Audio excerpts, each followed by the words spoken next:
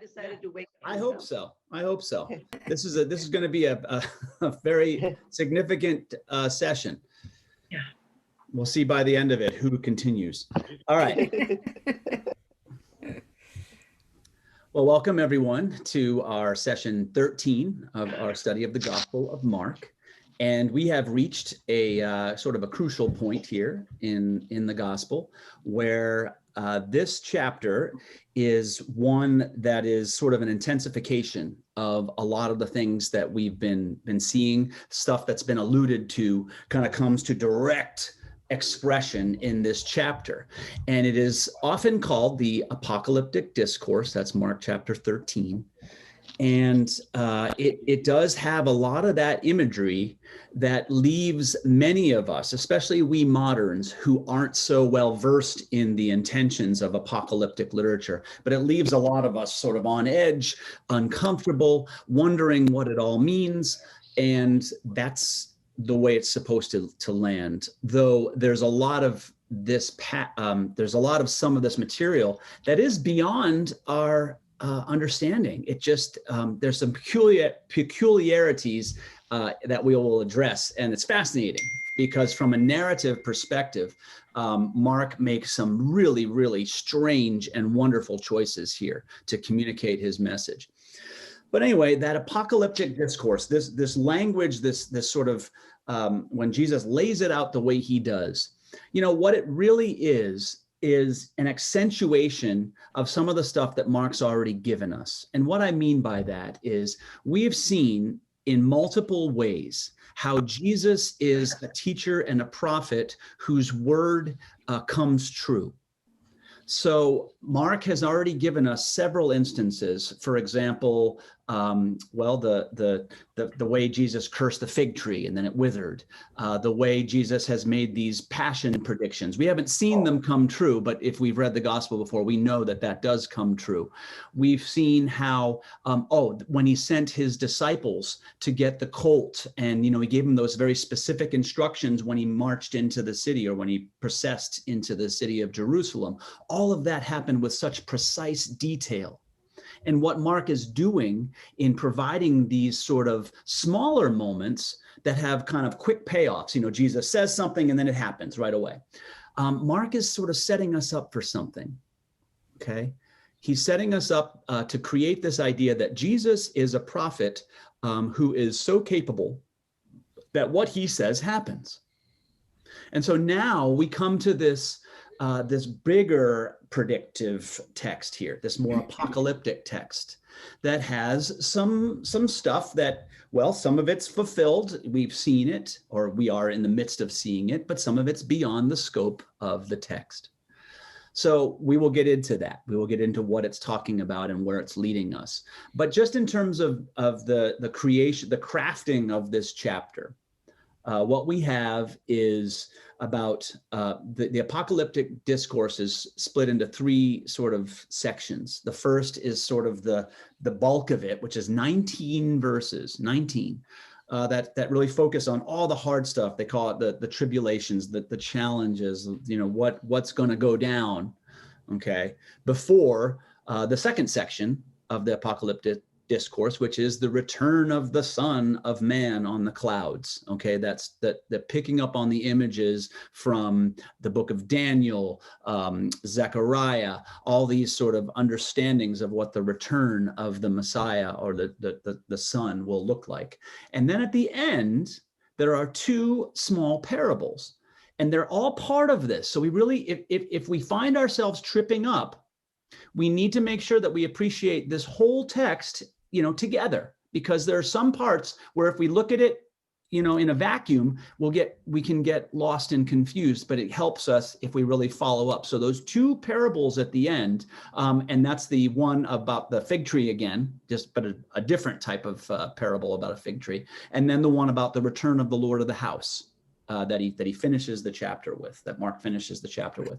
And this is setting us up for what's to come in these next two chapters, which 14 and 15 are really the trial scenes that Jesus goes through and what happens to him in those moments. So that's all I'm going to do to set up the chapter. I trust that we will address a lot of the concerns through the conversation. But of course, as we always do, any kind of questions, concerns, stuff that came up for you in the reading of this text, or just from previous sessions that we've had together.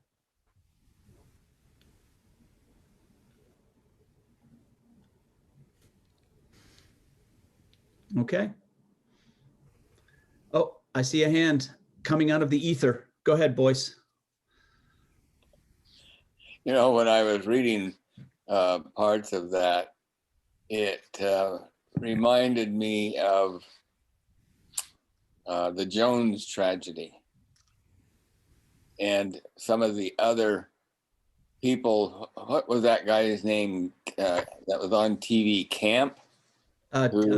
David Koresh. David Koresh. Well, there's a guy on TV, he would sit and just talk to you, and he really knew. I mean, he could quote any part of the Bible, it seemed like, but he predicted the end of the world. And his name was Camp. Mm-hmm. And but anyway, it reminded me of people like that was being addressed here, that we've already seen some of these people. Yes, and that's a good pickup, Boyce, because when in the text where Jesus, in the midst of it, is talking several times about these false Christs, these false prophets, we'll look at what it is about them that renders them sort of inauthentic, according to Mark, and the way he's presented what a true prophet is like. And so I think we, in our own day, Heaven's Gate is another one. I don't know if that's the one you're thinking of, but there's just been a number of these leaders that have proposed this awareness of the end of the world or something, and then have led their followers to do just terrible things, often leading in suicide or leading to some measure of death. So yes, that's a good corollary, a good connector there. I mean, we're not going to focus the whole time on that, but I think it's good to be aware of how this stuff can play out, because there's enough sort of more cult approaches to these texts, especially apocalyptic texts in general, that leads to exactly that type of manipulation of people. And that's not what Mark is up to. Any other comments or questions? Horty? There we go. What I came away with was such a really intense message of be prepared. You just don't know. And that any moment, and it's sort of the way I feel about life, at any moment your life could end. And so live in awareness, live in the possibility of meeting your Lord, live in the possibility of the moment, no matter what's going on around you. That's a really good assessment of the bottom line nature of this passage, because it picks up on something that Mark has talked about the entire gospel. And that is what is being pitted against itself here, or against each other, is, will you live with a spirit of fear, or will you live with a spirit of faith? And through all the different struggles and tribulations, what will characterize your soil?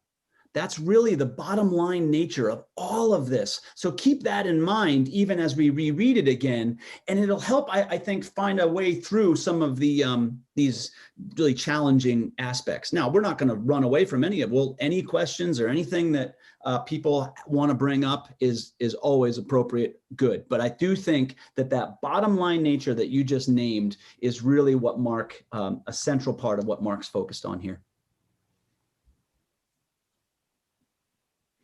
All right, if there's no other questions or comments, then can we have 3 volunteers to help with the reading today? Carol? Horty? And one more? Bonnie? Got it. Okay, I'm going to share the text. We're going to read all of chapter 13, and we'll start with Carol. And I'm going to ask you, Carol, to read the first 2 paragraphs there. Actually, no, first 3 paragraphs through verse 13, if you would.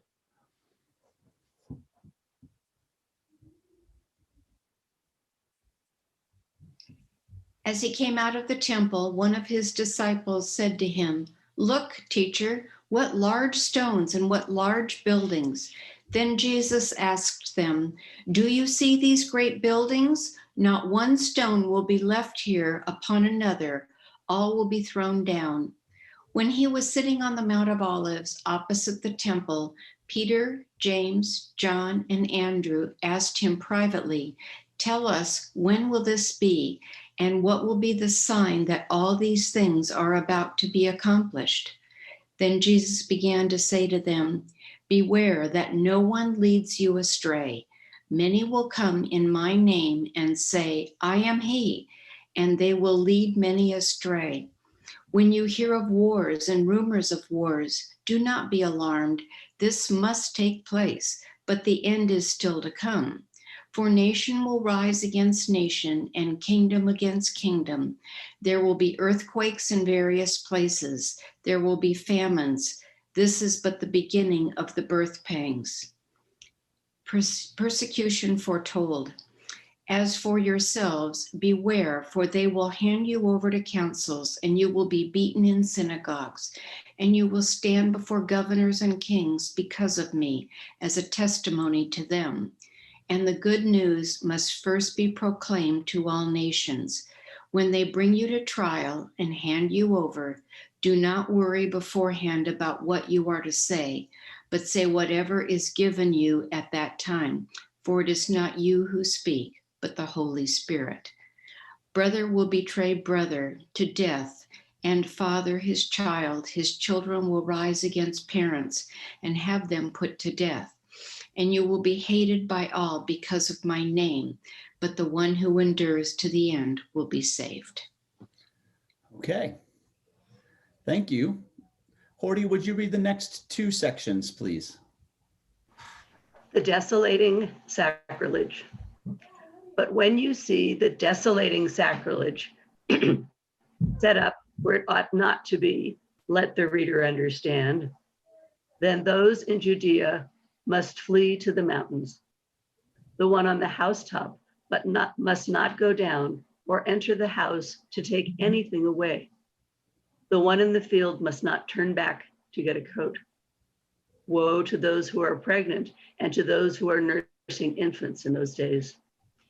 Pray that it may not be in winter, for in those days there will be suffering such has not been from the beginning of the creation that God created until now, no, and never will be. And if the Lord had not cut short those days, no one would be saved. But for the sake of the elect, whom he chooses, he has cut short those days. And if anyone says to you at that time, "Look, here is the Messiah," or "Look, there he is," do not believe it. False messiahs and false prophets will appear and produce signs and omens to lead astray, if possible, the elect. But be alert. I have already told you everything. Let's The see. coming. Yep. Oop, I didn't know this where you next wanted me section to. there. Yep. Okay. The coming of the Son of Man. But in those days after that suffering, the sun will be darkened, the moon will not give its light, the stars will be falling from heaven, and the powers in the heavens will be shaken. Then they will see the Son of Man coming in clouds with great power and glory. Then he will send out the angels and gather his elect from the four winds, from the ends of the earth to the ends of heaven. Thank you. And Bonnie, would you finish with the last two sections, please?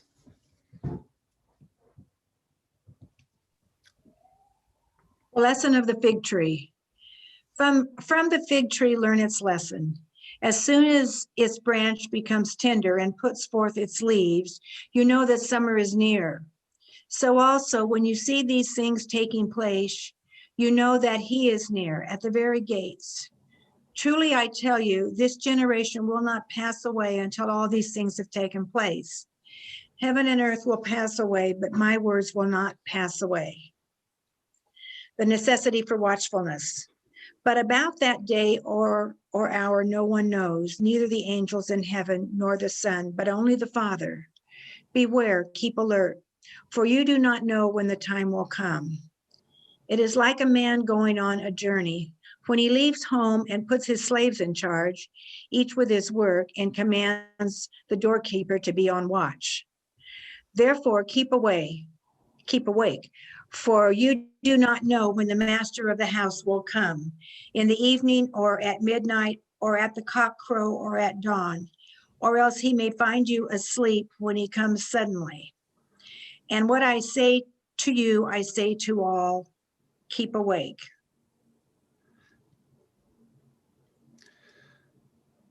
There's so much profundity here. One thing I just want to note, and again, because of the way we study this, we're not going to get to this, but you're all aware of it.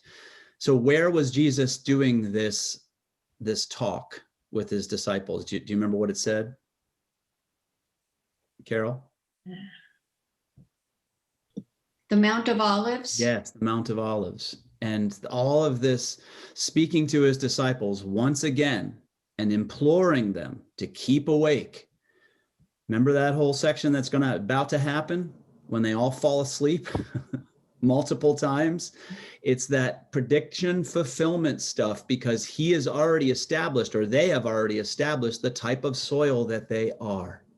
And so that is just, when he says that, keep awake, he's speaking in the second degree of the narrative. He's speaking to the disciples, but he's really speaking to us, the first degree audience who's hearing this. So there's always happening on these multiple levels that he's speaking in part to the disciples in the text, but most of what's happening here, he's saying directly to us as an audience, and using the characters in the story to convey different layers of meaning related to that.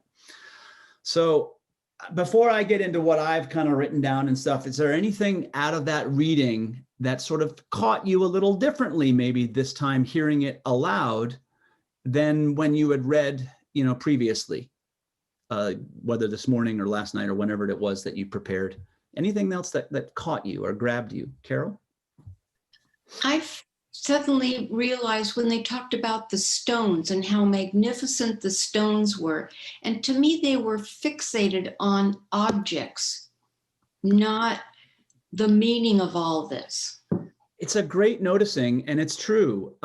There's a lot of layers to that. So that is demonstrating once again that the disciples are concerned with the wrong things. The glory, the beauty, the majesty of the sort of material stuff. We've seen how they seek to claim their own sort of recognition. Which side of you shall we be sitting on when we're in glory, Lord? All those things that illustrate that they just remain focused on the wrong things. But what that whole little encounter also picks up on is what we saw last chapter. And that is that passage that's from Isaiah that talks about how they rejected the stone, but it'll be finally used as the cornerstone. And this reference to that same language, the stones and how they will be rebuilt, it sort of is an indicator to the audience, to us, that what we're about to hear is precisely how that rejected stone, Jesus, will be used as the cornerstone for what will be built. Now, the truth is, in the time when Mark is written, the temple has already been destroyed and leveled. So this reference to the stones of the temple being dismantled is something that the original audience of Mark, in our position, the ones hearing it, would have already known and seen. And that's important when we get to that confusing reference of the desolating sacrilege. Okay, but we'll get there. Any other comments or questions on the hearing of it this time? Marilyn? It reminds me of experiences I had both in Washington, D.C., looking at the big buildings around the mall, and in Rome, looking at the same kind of thing in, is it called the Forum? I'm trying to remember what it's called. The Colosseum? Well, it's buildings that are built very much like our buildings around the mall. And I think it's called the Forum, but I'm not sure. Anyway, looking at those buildings, saying they are so substantial, you can't imagine the government falling apart and losing its power. I mean, yet, of course, I know that happened in Rome. And we've seen some signs that if we're not careful, it could happen here. Well, and it's And bound, bound to, right? so it just, as they're talking about the size of the stones of the temple, and you can imagine them kind of thinking the same sort of thing. There's no way that, this could be destroyed and our religious practices lost or whatever. Anyhow, just reminded me of that. Yeah, that is a multivalent look because I think you're so right. We've seen how civilizations fall. It's just Mhm. bound to happen, and what precipitates that. There's something tongue in cheek about how Mark employs this imagery, though, because again, he's saying it to the disciples in the second degree narrative, in the narrative that we're reading. But as his original audience was hearing it, they already know that it's been realized, that Yeah. it's already crumbled. So they're seeing it as, oh yes, this is we get that. So Mhm. we see that Jesus is already showing us, we see already fulfilled what he's talking about here. And that's partly what Mark's playing on, these ways that what Jesus says will happen is being communicated and done so in a way with authority. Let's go with, I see Boyce, then Horty, then Bonnie. I was just wondering if there's any significance to being on a mountaintop talking to his disciples and being able to view the temple. Yes, I'm sure there is, because you're exactly right that the Mount of Olives position is a spot where you can see, and they've already pointed that out. They went up to the mount before and they looked over and they could see the temple. So there's definitely a point there, and they use the mountain oftentimes as a place marker, and it certainly will come up again because the disciples and Jesus go back to the Mount of Olives to pray.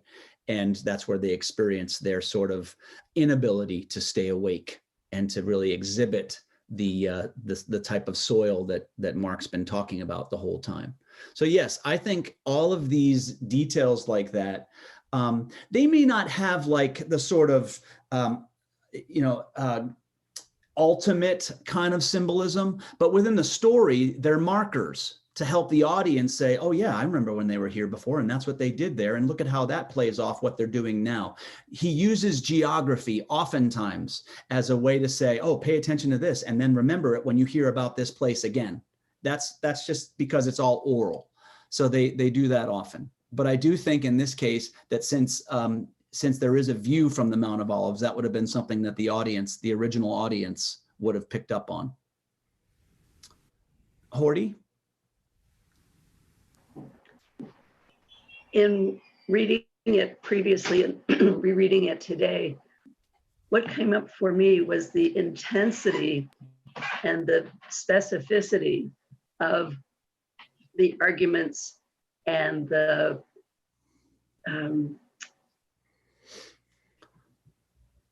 struggle, the annihilation really of such close relationships, father, son, mother, child. Mm-hmm. And where I went with that was the struggles that I face within myself at times that are the most intimate kinds of things that can be imagined, are the struggles that I happen to believe we all face within ourselves.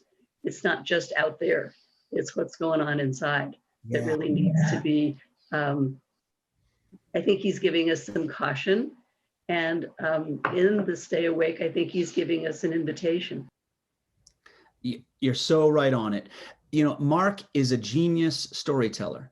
And so he writes these portions to both have a very universal impact, which any of us can read and we recognize in our own experiences, those places where we have, seen what along the lines of what Horty was just saying.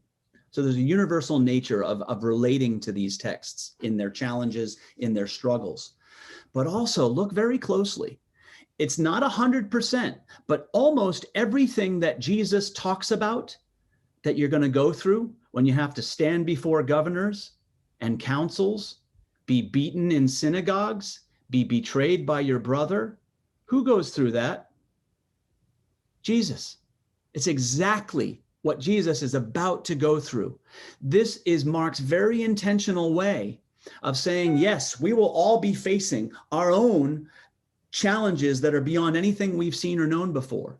But Jesus is going to be example number one of going through it. So pay attention to how he does it, because he will show you the way. Okay, so it's a genius way of presenting this stuff, which all these tribulations, his original audience who have already seen the temple be destroyed, who have already seen Jerusalem be sacked and everything that they knew be just in ruins. They know these tribulations are real. Okay, so that's very important. It's very important for that it's a universal thing that people can connect to, but it's also very specific to how Jesus goes through it. And we'll talk more about that. Okay, so I'll come back to that, talk more about what that's doing. And Bonnie, you said you had your hand up as well. I don't even know if I should go there. This passage, I just want to cry. I just feel like I'm going to cry reading this. This hit me like a ton of bricks. And I guess I'm the only one that's come from an evangelical background, evangelical church. But this passage has been used over and over and over and over.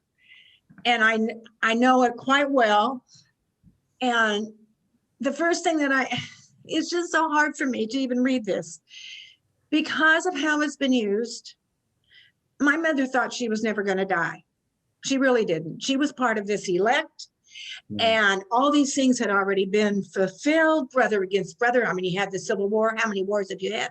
That's already happened, and this has happened, and that's happened, and all this fulfillment of all these prophecies. Well, everything's already happened. So boom, any minute now, we're all going to be taken up. And so we don't have to worry about going through death or going through anything else. And I suppose the Jehovah's Witnesses would say they're the elect, but other people think they're the elect. And, I read this and it was just like a punch in the gut. And I thought, so much of this and Revelations and other passages have been used to say, this is going to happen, and this all referring to the second coming of Christ, and it's going to happen any minute. And yes, nobody knows when, but look, it could happen any minute. I mean, I remember when the 1967 and the wars over in Israel, in Jerusalem, and I don't remember 1948, but I know there were people saying, oh, Israel's reunited. And all these events that happen are pointed to, see, all these events are happening. Everything that they're talking about here, that's happening. And so therefore, my mother died in 1995, and we're still going. But I mean, she really didn't think it was going to happen. And she sort of faded off into dementia and never had to worry about it, I guess. But it's so completely different than how you presented it. And what Mark is really talking about here and how that fits in with everything else he's talked about through the entire book. So anyway, I just had to get that off my chest because it's just, this is a very familiar passage that's been used a lot in evangelical churches to mean something, I think, totally different. I am so thankful that you just shared that, Bonnie. Thank you for that vulnerability there. That to me is what a study like this is about. Because whether or not we were raised in an evangelical church, I think a lot of us have some level of experience of the Bible being used as a weapon and as a means of stoking fears that create a behavior system that is not really faith. It's more along the lines of fear. And so it smacks of a real rejection of some of what Mark is talking about, in terms of how we actually go through these things. And to try to get into that space of prediction, we sort of were talking about this in the morning, before we got started with the session today, with the ways that it can be manipulated, and then inevitably something doesn't happen or it doesn't work out. It's all these different things. And we constantly go into this pattern of prediction and reframing and we lose ourselves as if that's what the point of this all is. And I think I see a passage like this And I see Mark speaking directly against that way of talking about it, and that way of appropriating meaning. And what he's saying is, through it all, what are we supposed to do? And that is continue to be the good soil. Our job isn't to try to get into predictions and stuff and try to use this as a means of, destroying some and saying we're all set and just waiting for glory. It's just not what it's about. But I totally, I think any of us know how that can be, how impactful that is when churches take that kind of tact. And I also will say it's particularly appealing for a lot of people, a lot of Christians, a lot of believers, a lot of churches. It's appealing to take those types of black and white hardline stances because it doesn't require much of us. It's just like we get in, we say the right things, and then we wait, that sort of thing. And it really sets up this dynamic of order that is not, to me, reflective of the real nuance and the complexity of what it means to live a life of faith and compassion in a world that has all this evil and tribulation. We know this, but it doesn't mean we seal ourselves off and shut the rest out. What Mark is calling us to, and I think when we look deeply at these texts in all the Gospels, they're always calling us to be witnesses to the compassion, to the means of communicating love, of continuing to spread the seeds in all soil. And that is just being there serving one another. And that's how we continue to witness to the possibility and the inevitable return of God's ways in our world. But the whole, return of the Son of Man and return, the whole Revelation thing, a lot of the way that's been interpreted, it's just taken it down a whole different path. And I think much to the, it has not served, I think, ultimately humanity. It has not served the church, and I don't think it's served God to do that. But I have to say, I just so thank you for bringing that up, because I think a lot of us have that on some level that we can relate to. Anyone else? That was a lot there. Well, let's look at some of this stuff then. Let's go into it. And Marilyn? Can I say one thing, and I'll try to say it fast because I'd like us to move on. But the kind of thing we're talking about right now, and Bonnie, what you have shared with us, and I so appreciate it, is one of the major reasons why I pulled away from being a churchgoer, a Christian churchgoer, for 40 years. And the only thing that worked to help me see that there could be another way of understanding all of this, and I didn't need to feel guilty about absolutely everything I was doing, was by studying and practicing other religions like Buddhism. And that's not necessarily the route anybody else would take, but it's the route I took.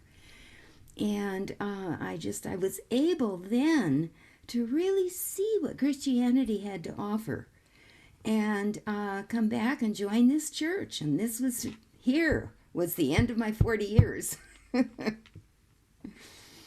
Yeah, and it's a beautiful journey, and I'm not trying to hold up our way as being right and all the others wrong. You know this, we all know this, but it is the way we engage the text, and hopefully the way we engage our faith, is one that tries to take in much more of the complexities of our world and the diversity within it, and to not set it up as being an either or, but really looking to find the ways that truth is communicated through all sorts of different perspectives, and not make the mistake of falling into self-righteousness in some of those places that just don't serve us, that ultimately lead to destruction. So I'm glad that it's all brought us here, wherever our paths were prior to coming to this space, to be able to talk like this.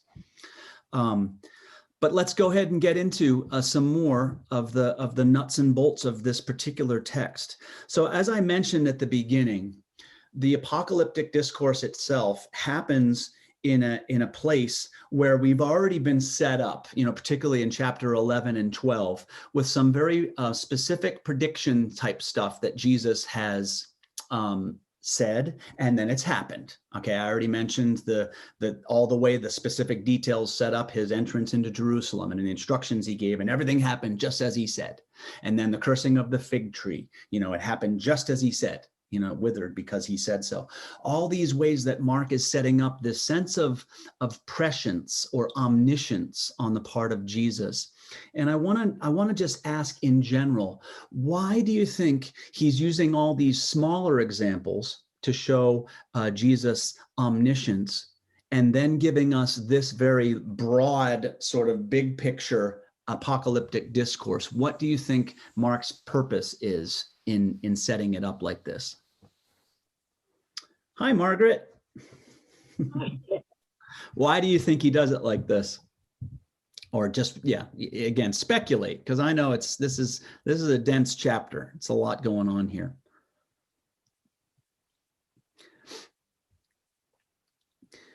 If you think about the ways that we've already seen it, he's predicted something and it's been fulfilled.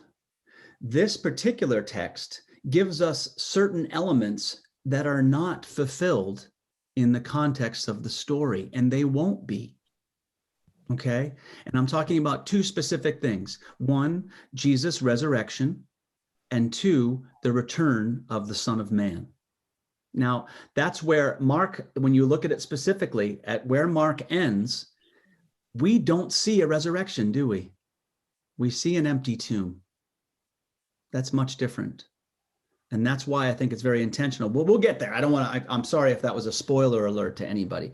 But the point is that Mark is setting us up by trying to establish how good Jesus is as a prophet at the things that he says they happen. Mark is setting us up to just give us what we need as an audience to say that, okay, because he's been so reliable in all these other stories and all these other predictive ways that he's talked about something that's going to happen and then it happens, that maybe as an audience, we will then be more inclined to believe, or that it would win acceptance from us. All this stuff he's talking about resurrection, about the return of the Son. That's what Mark is trying to shape, but not just so that we'll sit back and be like, okay, I can accept that. No, there's a much different point. And we know what the point is. We know what the point is, but that's the initial, the acceptance that must happen, that he's trying to create in his audience. Any questions or comments about that? Pretty straightforward. Maybe not. That's okay. Come back to it if there's a question that arises. So in the midst of talking about all these tribulations, these trials, I already mentioned that many of them pertain to exactly what Jesus will be going through. And then many of them are sort of universal, that apply to all of us, that we can relate to in our lives, whether we're in the audience that went through the Jewish War in 66 to 70, or whether we went through the Civil War or all those other wars that Bonnie mentioned and that we all are aware of. We will find some measure of connection to the tribulations that are mentioned in this story. But two times, Mark has Jesus really emphasize those that would be the sort of the ones that perform signs and wonders, and he warns against them. And I just want to make sure we get a fuller appreciation of what it is that he's talking about and why. So this sort of fits with his whole, I'll call it his typology, the way he's presented those that get it act like this, and those that would deceive us, those that would that don't get it, act like this. So how do those prophets that want to perform signs and wonders fit into all of that? Why is it such a concern for Mark?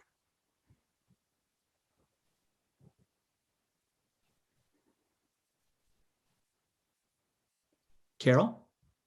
All right, I'm going to throw this out here. Okay.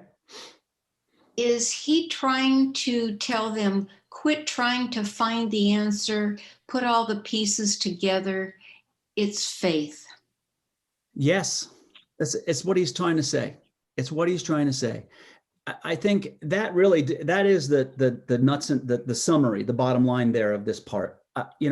What we've seen in the scripture so far, in the gospel so far, is that the ones that seek to draw attention to themselves, the ones that seek to be out there and exhibit power for their own sake and wield it for their own sake. So the Herods of the world, the Pharisees, the way they march around in their robes and look pretentious. Notice all the different ways that Mark has shown us that the ones that don't get it are the ones that try to act like they do. This is what we've seen consistently. The disciples certainly fit into that category. It plays into the type.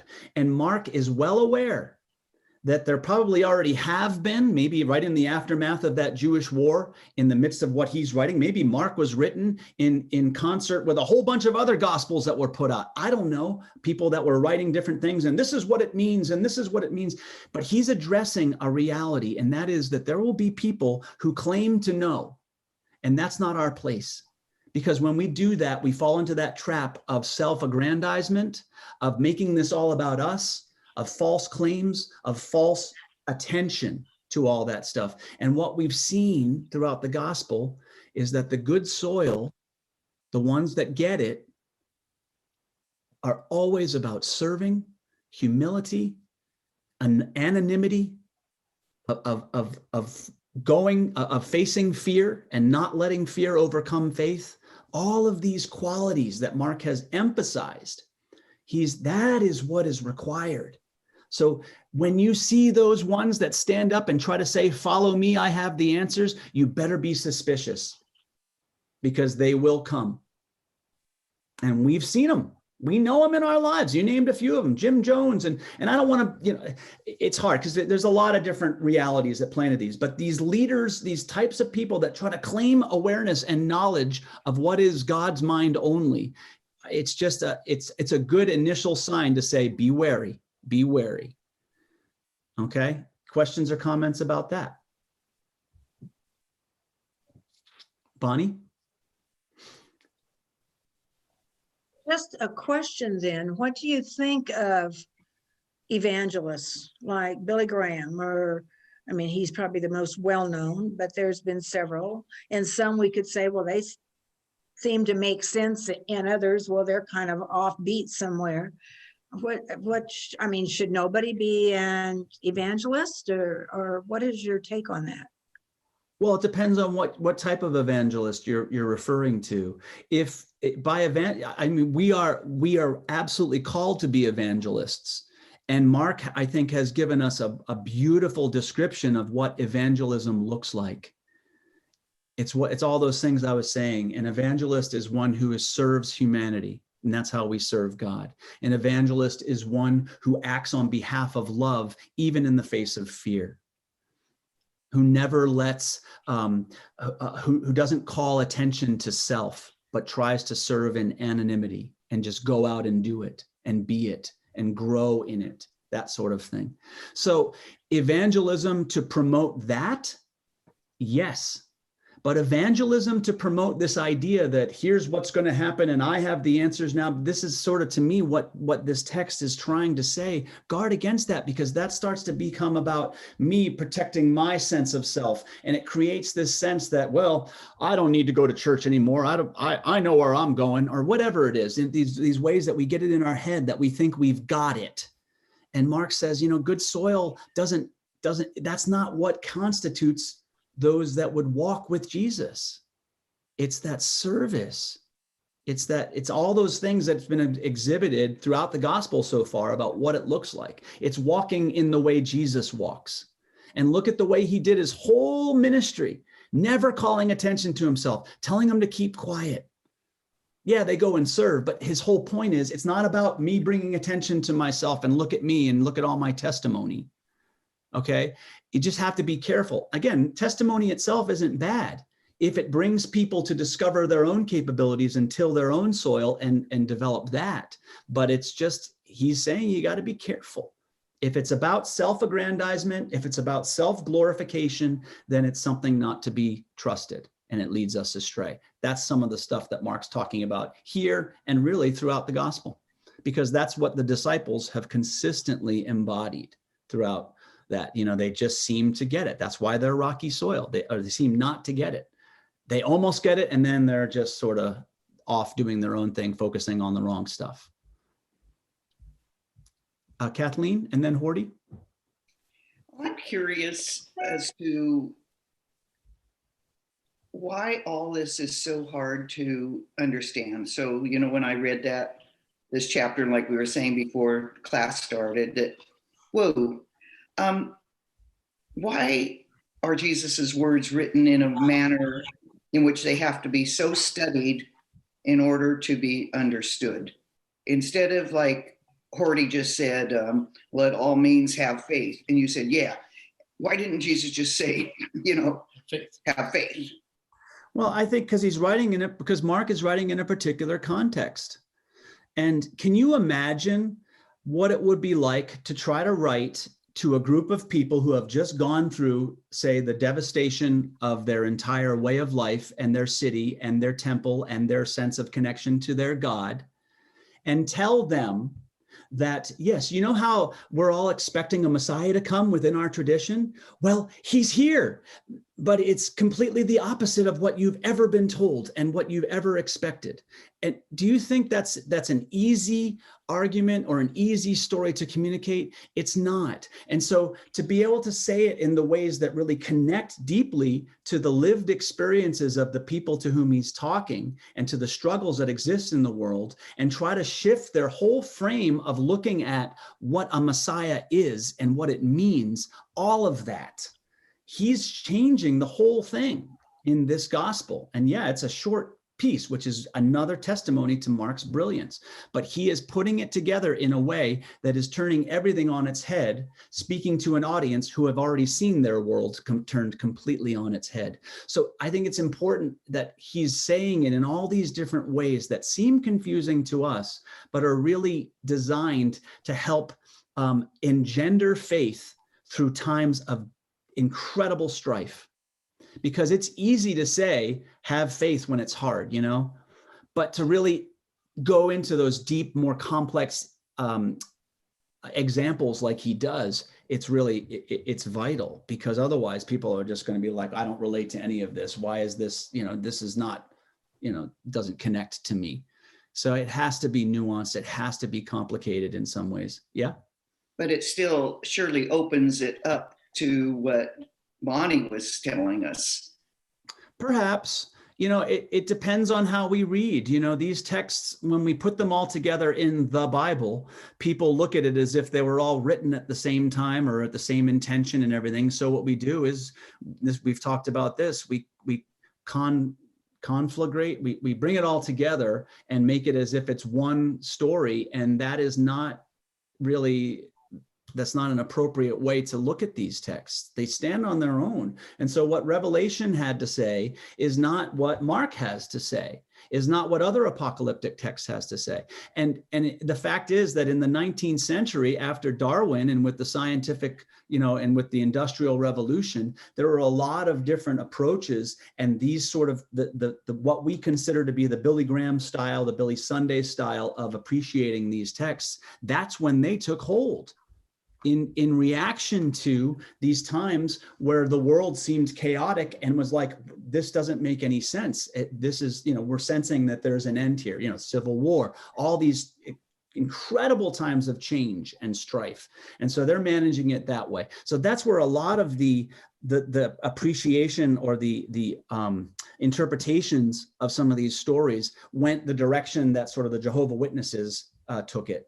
Or again, evangelical Christianity. That was not something that was, say, necessarily back in the earliest understanding. And so, Kathleen, one of the things that makes it hard is we've got all that sort of late interpretation that impacts our own reading of these texts. And so we often insert layers that just simply weren't there. Doesn't necessarily make it easier. But I think in terms of, okay, I still look at this and it's still really hard, but we can really find our way through when we allow Mark to be the one that is trying to help us understand these images instead of, Billy Graham's or someone. Billy Graham was wonderful, but whoever's interpretation of Revelation and laying that on Mark. That to me is inappropriate. There was someone else's hand up first. Was it Horty next? I can't remember. Okay, so Horty Bob. You're talking about evangelism, and it occurred to me that the 10 Commandments, Moses and 10 Commandments, was a form of evangelism. I'd never thought of that before. Sure. I mean, it's always been important to have people that embody the walk, that it's not just about sort of sitting back on our laurels, but what does Micah 6:8 say? You know, what are you to do? You know, but do justice, mercy, walk humbly with God. I butchered that a little bit, but speak justice, do mercy, walk humbly with God. It is a way of being. It's a way of living that's important. Okay. Not just sort of being a part of a group and waiting for something to happen. Now, I'm not saying that all evangelical Christianity or fundamentalist or Jehovah's Witness or any of them, no one is saying that that's all it is. But what it does is these newer interpretations of some of these apocalyptic texts can make it difficult for us to just simply let Mark tell us something and then appreciating it within just Mark's context, which I think is really important to do as best we can. Okay, so let's keep going. I know it's a lot here as far as just like density, but Mark, in this whole way of presenting Jesus, and from that parable of the tenants that we saw, Mark presents Jesus as both a trigger for the return of the Lord of the vineyard and also as an example. Okay, he's both a trigger for the Lord to come in that way, the return of the Lord of the vineyard, and then an example. What do you think, like, how is Jesus both of those things? How is Jesus both a trigger for that return of the Lord, and then how is he an example through these difficult times?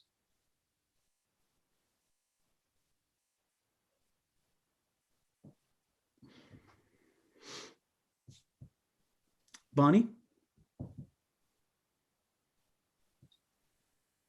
Well, I think his whole ministry, he's talking about the return, you know, and especially when we look at the last chapter where he came in riding on the donkey and so forth, which was a prelude to what was to come. And then during that period and also before, I mean, just in the last chapter, I mean, he was very, very clever in the way that he would turn words, or he would, he kept his cool, you know, most of the time. I mean, I guess he overturned the tables in the temple and so forth, but he really had a way of dealing with a situation without being aggressive. So I have to say, I guess. Yeah. No, he still spoke truth to power, and he still embodies this way of being through all these difficult times. Yeah. And so you might say keeping his cool, but sort of staying true to himself, staying on the path, showing us what it looks like to go through these things well.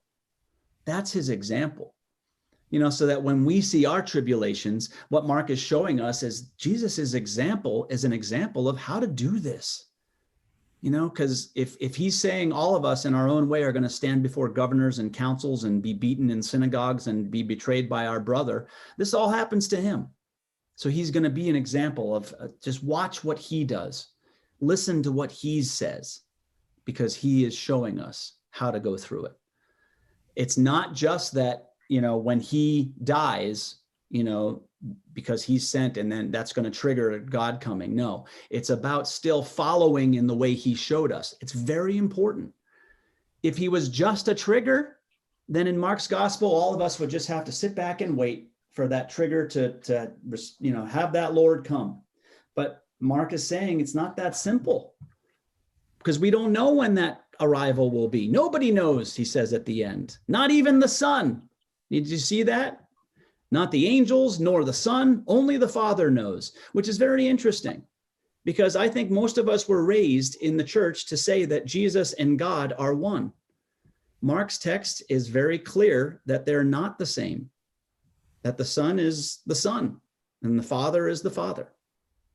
Okay, but Mark has set up this whole gospel. It's not about worshiping Jesus. It's about following Jesus. Okay. And the other thing too, to reiterate here, that's very important, is that Jesus was not sent as an innocent sacrifice, demanded by an angry God. He was sent, he gave himself as a ransom. Okay, he gave himself because that was the way that would precipitate, the return, the changing of hearts and the changing of the world.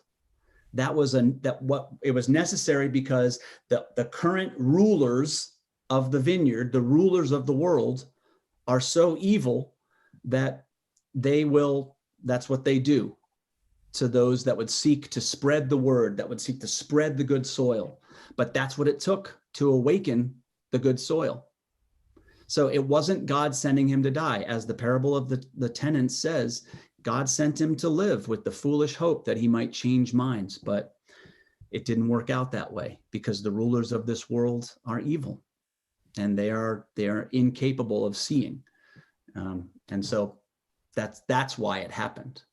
Okay. Questions or comments about that? Marilyn? Yeah, a couple of things. I'm not sure that they are both directly related to what you're saying, but they popped into my mind as being kind of related. Number one, I have, as we have been working through Mark, and I've been doing some reading in other areas too, I've become so aware of how brave Jesus was. And I've never thought about that before. I mean, it's just amazing that he'd go to Jerusalem when he had to have some kind of idea that he could really get into trouble there. And the way we haven't got here yet, but the way he responds to his questioning when he's being questioned, when he's on trial, and then hanging on the cross. And so if we're to look at him as an example of how to respond to all of these different things, then one of the things that's going to be required is to be brave. Yes. And anyway, that just hit me. Then the other thing that I've really been thinking about is that we are now talking about all of this over 2,000 years after it happened. And that seems to me, the coming of the kingdom of God or whatever, well, it certainly isn't where we all have hoped it would be and where Jesus, how he described it. But for us to still be sharing these ideas with each other and really getting something from that sharing over 2,000 years later. I mean, that's got to be significant. At least it's incredibly significant. And I think part of the reason it's both wonderful and completely shameful. Mm-hmm. It sort of also brings up for me the C.K. Chesterton quote, that the whole idea that Christianity is one of the best ideas that's simply never been tried.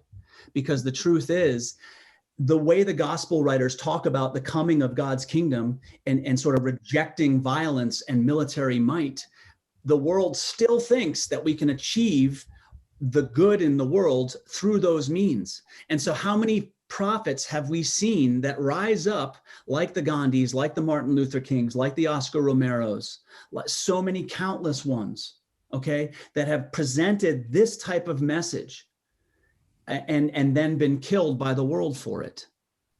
Because the world rejects that, because the world still embraces power and might and wielding over. And this message of unyielding love is one that is a different kind of power. And it's just something that so it speaks to its timelessness, and that is wonderful. But it also speaks to, I think, human nature and the way that power is wielded in the world and how it begets more holding on to rather than releasing. And that's what this story embodies, the power that is only expressed, the real power of love that is only expressed when it is given away, when the arms are opened rather than, opposite, that sort of the ways of that power in the world is wielded. So it's both inspiring and just really somewhat disheartening as well. Oh, absolutely. It's disheartening. But I right now feel like focusing on people like us. Amen. Oh, amen. Yes, Who absolutely. are, The fact that this is I still mean, I've relevant. never killed anybody. I don't even like to eat animals. I get you. Maybe now and then I squash a little insect, but I always apologize. Anyway. Understood. Let's look at some other couple of the other stuff that comes up in the text here, and that is that desolating sacrilege.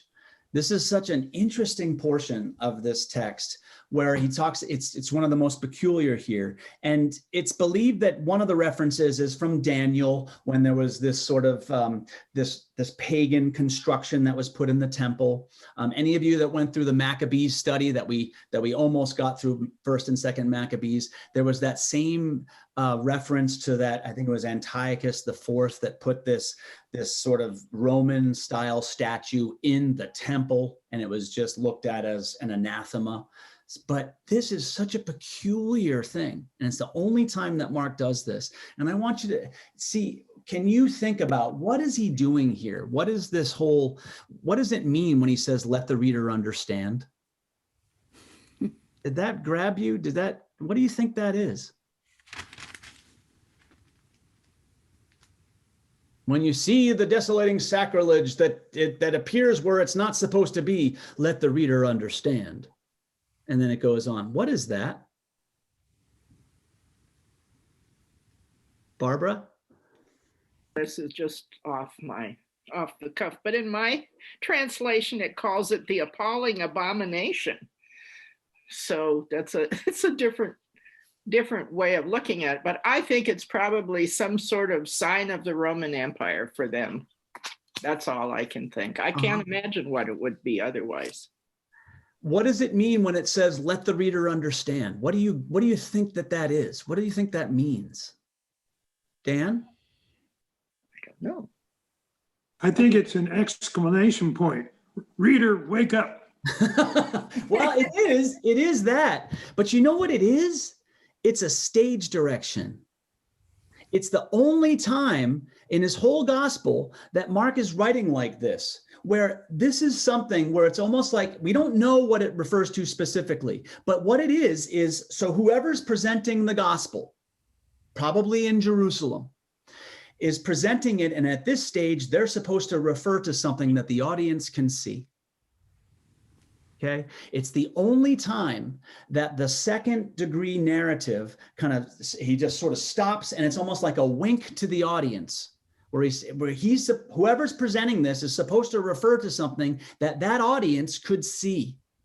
Okay, that they'd probably shake their head at. Now, so it could be a statue, a Roman statue. It could be the destruction of the temple itself and just how it's just laying in waste. It could be any number of symbolic things. Mark never tells us, but this is the only time that he does this sort of odd thing where he pulls out of the narrative as we've known it the whole time and presents something that is esoteric, that is beyond our understanding. Because look, as moderns, we don't have access to it. We simply don't know what he's talking about.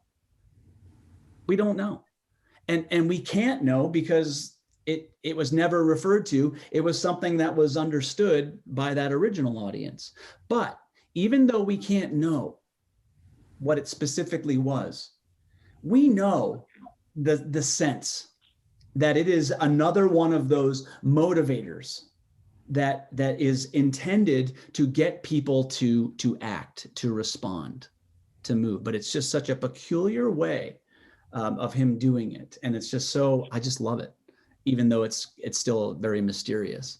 But it could have been any number of things. Mark never really tells us. Never tells us. It's just that one time where it's sort of this hidden secret meaning now that we just don't know. Marilyn? Isn't it sort of ironic that he's saying, let the reader understand, and it's something that we can't understand? Yeah. And maybe that brings up Dan's point that that serves as an exclamation that's sort of like, what are we supposed to understand? I want to see it. It's emphasizing something. But the truth is, even if we don't understand that, I think when we continue, we can understand what Mark is getting at. Okay? Because right after that, after he says, when you see that desolating sacrilege that appears where it's not supposed to be, Jesus then instructs them to flee to the hills. Okay?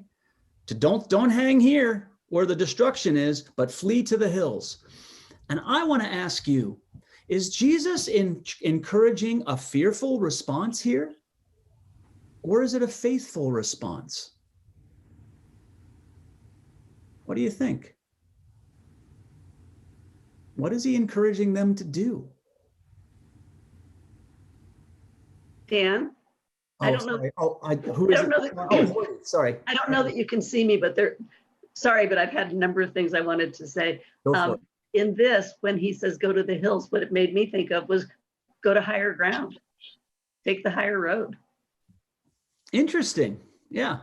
And when previously you were talking about Christianity being a great idea that's never really been tried, I was so taken during the presidential debates when Marianne Williamson was a candidate. And, we all probably know who Marianne Williamson is, but she talked very simply, consistently, we've got to follow the way of love. We've got to follow the way of love. This is what we have to do. The odds of her being elected president almost wasn't the point. Yeah. But she was there presenting that point on equal footing in this forum. I was so struck by that. She didn't have a political agenda. She didn't have an economic position. She didn't have an equal rights position. We need to follow love. We need to follow love. And I was so struck by that it almost brought me to tears at that time. It's powerful. And I do think that's what Mark is trying to emphasize here. And it may touch on what Kathleen's comment was earlier. And that is that, well, why can't he just say it that simply then? Well, because if he does say it only like that, then it leaves it almost too general and it's hard to really connect. What Mark has really attended to in his gospel is saying that and then showing what that looks like. What does it really mean to do that? And using some really challenging examples, because that's the stuff, that's where we lose it. It's easy to show love when everything's honky-dory.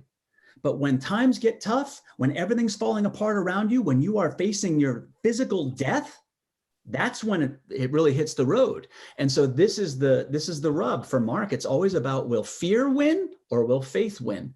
Fear and faith coexist. Look, faith can be a part of it. Fear can be a part of faith, but only when faith overcomes fear. Faith is capable of that, but fear can undermine faith. Which one are you giving yourself to? That's what Mark's concern is. And so this fleeing to the hills, I really like the way Horty kind of characterized it. It's almost like he's saying, go to higher ground. Now, he doesn't specifically say that, but what I want to be clear about is he's not saying, run away, save yourselves. Because the message of the whole gospel has been, those who seek to save their lives will lose it. And those who lose their lives for my sake will be saved. In this instance, he's telling them to run to the hills so that they might continue to be able to sow the seeds that he's continuing to sow, even as he's facing his trials. And you see that? He's telling them to run to the hills because that's where they can continue to work. Staying in the place of devastation is going to get them nothing. But if they want to continue to participate, then go, flee to the hills. Don't waste any time because we're close. And if you want to participate in God in this return to the return of the Lord coming back to the vineyard, then the best way to do it is to keep sowing those seeds, keep trying to generate good soil. Because as we generate good soil, we reveal bad soil. And when the bad soil is revealed, it tends to create violence and self-destruct. It creates a lot of problems. But he is telling them to run to the hills as a means of continuing the mission, not as running in fear. Comments about that, Bertie? He also tells them, don't go back and get a coat. Don't go into your house and take anything with you. And that takes faith that you will be okay. Yes. If you run to the hills and follow Jesus. Yes. It's symbolic as much as it is literal. And that's such a good point, that when we do this, we don't rely on our own sort of comforts and that we just sort of get out there and do it. And this is very specific. It's in this time of deep trial and tribulation. That's when he's saying, okay, go out to the hills, keep doing the work. It might mean that you're giving your life, but this is what is required. It takes this kind of bravery. It takes this kind of trust and faith. Let go of your need to kind of craft your own words. Just trust that the Holy Spirit will do it for you. Okay? That's what he's saying. And it can leave us hanging a little bit here, because we're like, well, what do you mean? Why is he telling us to do that? Well, that's why I think he includes those last couple parables. That specifically that last parable, that's what it's about. That none of us knows. Okay, so this whole idea that these trials and tribulations are gonna presage the return of the Lord to the vineyard. Well, it's not about just like hunkering down and waiting. It's about going out and living it and being it still in those times where no one knows, because no one does know when the master will return. And being good soil is what is required. That is where the kingdom is enacted. That's what's asked of us. Take up your cross willingly, walk the walk, and trust that in the end, if you give yourself to that, when you give yourself for Christ's sake, you will be saved. Doesn't mean you're not going to die, but that your life will be saved. Challenging stuff. Comments about that?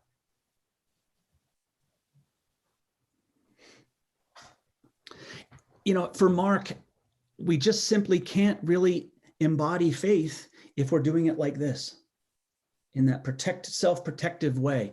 It's sort of about what he's trying to say here is you have to walk into that world open, even when you've been scarred, even when you've lost everything, even when the world is collapsing around you. Walk with that open, supple way, like you are the good soil that he's calling you to be. That's hard. That's hard because we have all different experiences that lead us to react in different ways to the times of fear. Barbara? I think, as you say, it is very hard, and especially living in our society at this time. And all we want to do is run away in fear from everything that is happening in our world right now. And you have to be, number one, you have to be aware of what your emotion is and recognize fear. And then you have to make a conscious decision and choose not to go there. Amen. And that's so consistent with the way Mark has presented this the whole time. Jesus calls someone, Jesus sees someone, Jesus acknowledges someone maybe, or is in the presence of someone, but it's their initiation or their willingness to make that choice, as you named it. It's a relationship that is built here that creates good soil. Jesus is the seed, but each individual is that soil in which the seed can grow. And so it's really important for us to continue to embody, to make those choices, especially when it's hard. And yeah, Mark knows it's hard. Mark knows it's, this is life and death stuff in different contexts, but that's what it is. But the point is, it's not about suffering for the sake of masochism. It's about suffering for the sake that this is how we will live our lives. This is where faith is. We will find what life means. This is how faith is made real. And ultimately, this is how our lives will be preserved. Our lives will be saved, is by giving ourselves like that. It's the only way. Steve? So I find it interesting to note that the Gospel of Mark was written almost precisely at the time the Romans were destroying Jerusalem and the temple. That's right. And so I think he's speaking to the believers when he says, run to the hills. Yeah. Oh, no, it definitely is a means of saying, don't just stay here in the destruction in the line of fire, run to the hills, but not run to the hills for the sake of hunkering down. Run to the hills for the sake of living into the parable all the parables I've said and the one I'm about to say, living into still being the good soil, spreading spreading the word, spreading the seed, keep going. You know, it's not fleeing for fear, it's fleeing for the faith, because we can still do things. And the world needs us to react with love and with that kind of courage right now, not to hunker down, not to be silent, not to just sit back and wait and hide. That's the ways of death. That's not the ways of faith. That's not what Mark has been talking about this whole time. That's what the rocky soil does. That's what the thorny soil does. It gets caught up in the ways of the world instead of really trusting and running to the hills without gathering all the stuff that we think we need, you know, that sort of thing. It's tough. We all know it's tough. But this is the way, this is it. This is where we will discover what life is about, what creating the kingdom with God is about, what standing up to the evils of the world are about and the ways of injustice are about. It's the only way. I want to say this too. The picture, so we've got 19 verses about all the hard stuff and then 4 verses about the return of the Son of Man on the clouds of heaven. And this is another one where if we compare it to other images, be it in other gospels like Matthew and Luke or in the book of Revelation, we can have different ideas. But just looking at what Mark says about it, how Mark pictures it, how would you describe Mark's picture of that return? Is it a judgment or is it something else? What are the words he uses to describe what it'll be like when the Son of Man returns? Pay attention to the words he uses.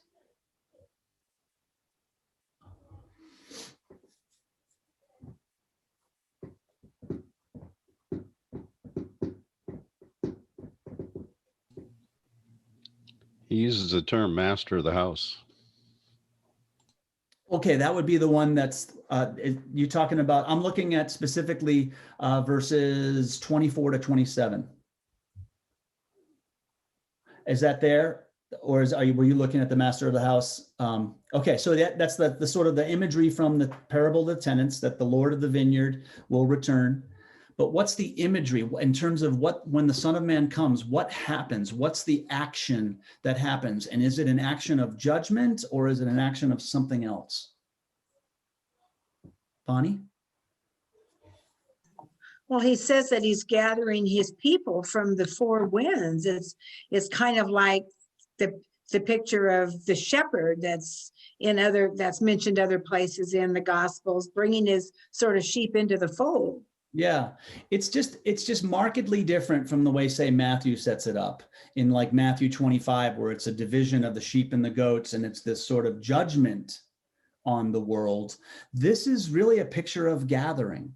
It's a picture of return to pick up those that he calls the elect. Now, that's another one of those words, but elect in Mark's understanding, it may have something to do with the fact that God has chosen some of these people, but only in the way that Jesus chooses folks, and they have to then choose back. It's not just those that are predestined, but those who are elect in the Gospel of Mark are the ones who demonstrate that willingness to be in relationship and kind of communion with Jesus and actually are following him. So the good soil type people.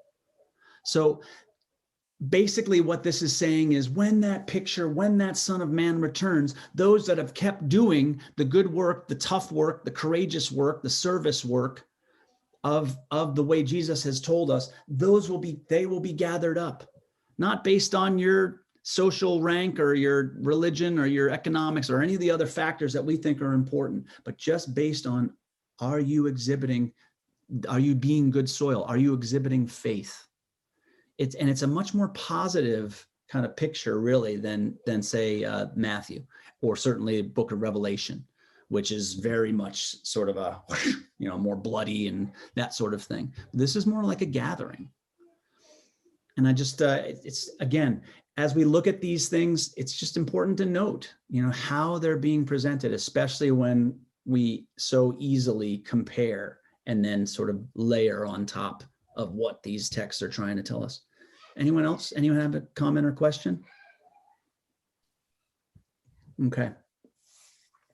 Another special thing here in verse 30, it refers to this generation.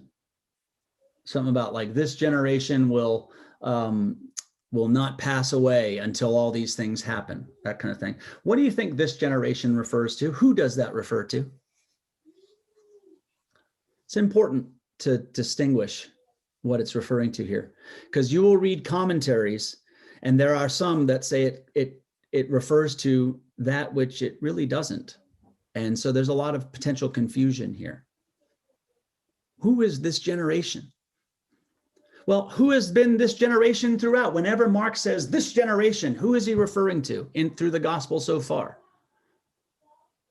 Barbara? The good soil. Not quite. The opposite. Oh, so far when bad soil. But that's the thing. That's the thing. So actually, throughout the Gospel of Mark, whenever he says this generation, he's always talking about the leadership or the those that are in power, and it's always negative. But in this instance, if we're not clear that that's where he's been referring to, a lot of commentators will say, oh, he's referring to like the disciples and the followers, that this generation is not going to pass before all these things happen. So hang in there. It's not at all what he's saying. When he refers to this generation, he means this generation of people who are holding on to power for their own ways and wielding power in the world. He said that generation of power ain't going to pass until all this stuff happens. So keep on keeping on. If you want to help participate in them actually finally passing, then you go out and keep being the good soil, because it's that type of work that is going to cause the Lord to come back sooner. There's that reference there that he came back earlier. You know, it's something about that in the 24 to 27. Came back earlier to save those. You know, if he hadn't come back earlier, none have been saved. It's like Mark is saying, go out there, because this generation is going to stay in power like this. They're going to be in power until they self-destruct or until they're not. We don't know how that's going to happen. All the tribulations that we're talking about have to happen first. It's not going to stop. It's not just going to all of a sudden stop. So you got to go out and keep, doing the good work, being the good soil. That's tough. But that's what this generation is. This generation is not going to cease until all these terrible events that Jesus has been talking about and the Son of Man finally returns. That's when it finally stops. Okay, so in the meantime, you just got to keep going. You just got to keep on keeping on. Questions or comments about that? You see how it's kind of flowing together, though, this idea of, yes, the trials and tribulations are real. They have been happening and they will happen. Don't stop being good soil, because God will return.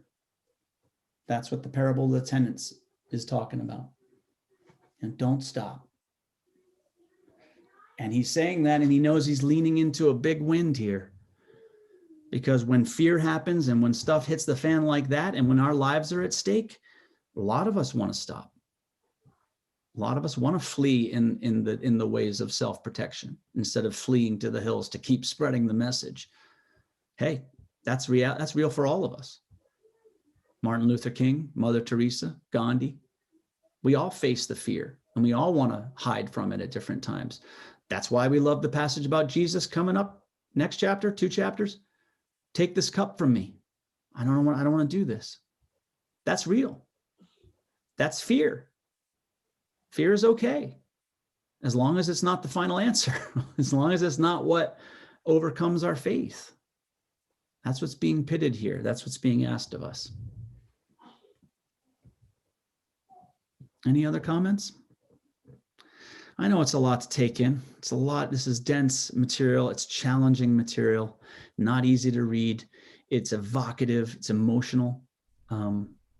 It plays on a lot of us, our entire upbringing within religion and within the church. It's touching a lot of buttons here. This is a lot.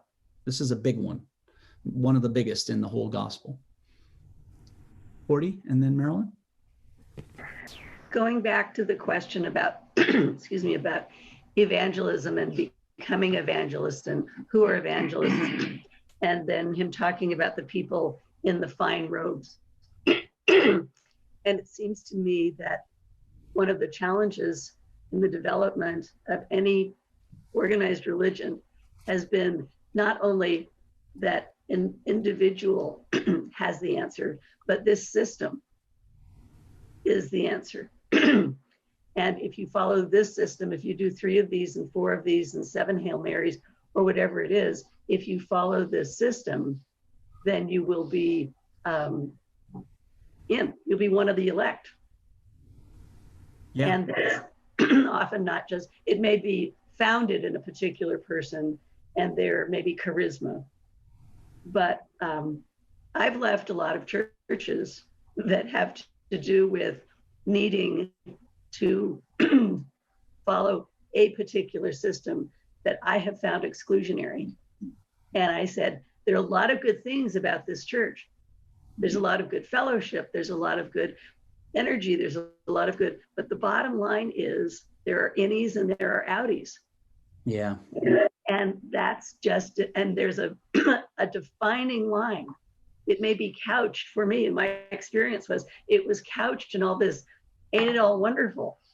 But the bottom line was, in this system, there is a bottom line. And you're either an innie or you're an outie. And Marilyn was talking about her studies of other religions and other systems. And I think certainly in the 60s, it was very fashionable to explore the religions and the thoughts of the East. And it was only people that were really, I think, there were people that luckily I came across that said, sure, when you first begin to get into any system, it can have things that seem either fascinating or interesting, but do you have the strength to really explore your own system of religion more deeply, the mystic side of Christianity? Yeah. You know, we jump off the train too early often. Well, and don't come back to the real depth of what our tradition has to say to us and the universality of that. And it's bound to happen. Thank you for that. It's bound to happen because with any good idea, when you create this sort of popularity and then it gets twisted and changed over time. And then, you know, in this instance, it's very clear that Mark and the Jesus in Mark had no intention of creating a new religion, but they did. It just depends on how you view the word religion. Religion, in our way of saying, is like a list of beliefs and things that we do and say that kind of makes us, you know, connected with a group of people. And it's like that idea, that sort of creating something that's like structured and systematic. That's what religion is. But others have parsed that word out, religio, and it's reconnection. That maybe is a better way of understanding what religion was intended to do.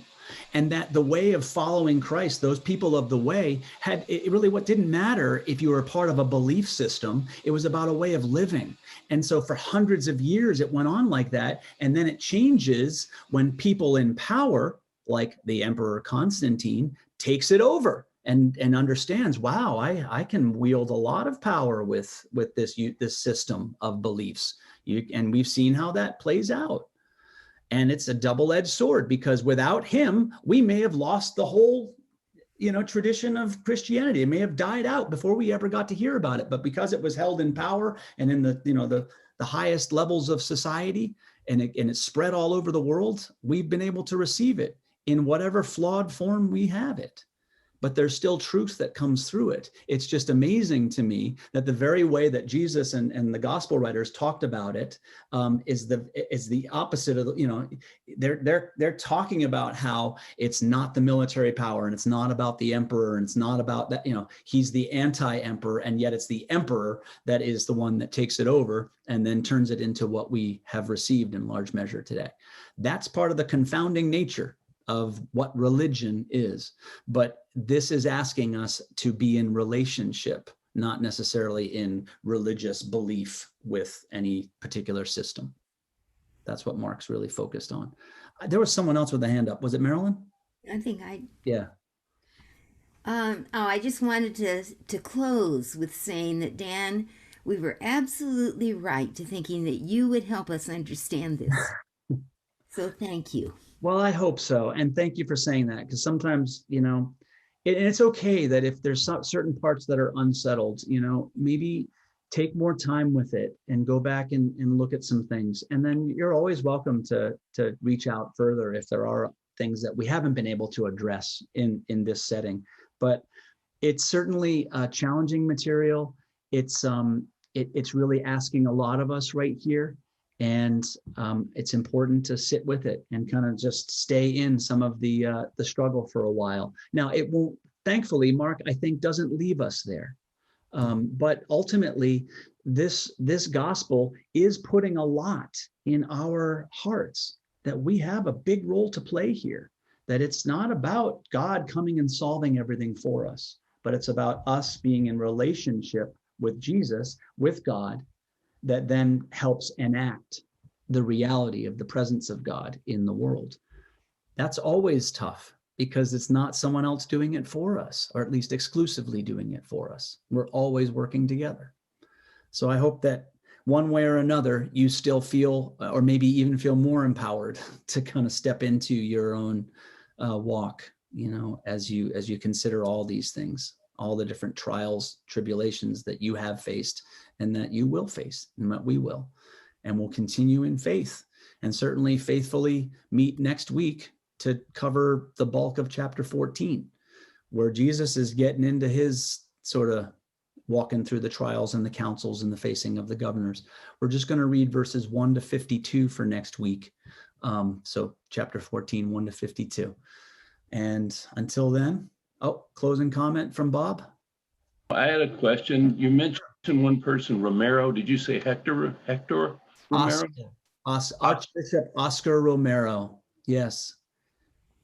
That up. Thank you. Yeah. El Salvador. Yeah. Back in the 80s. He was assassinated in 1981, I believe. And there's a beautiful movie about him if you want to get that story about him. But he, again, as an example of a prophet who stood up for the poor and stood up for justice, leaned into the winds of power, and power does what it does, you know, to our prophets too often. But it doesn't mean we shy away, right? It means we keep going. So we take up the mantle and we walk with love. So thank you for doing that in your own ways, just by being here. And we'll see you next week. Thank you, Dan. You're welcome. Bye, everyone.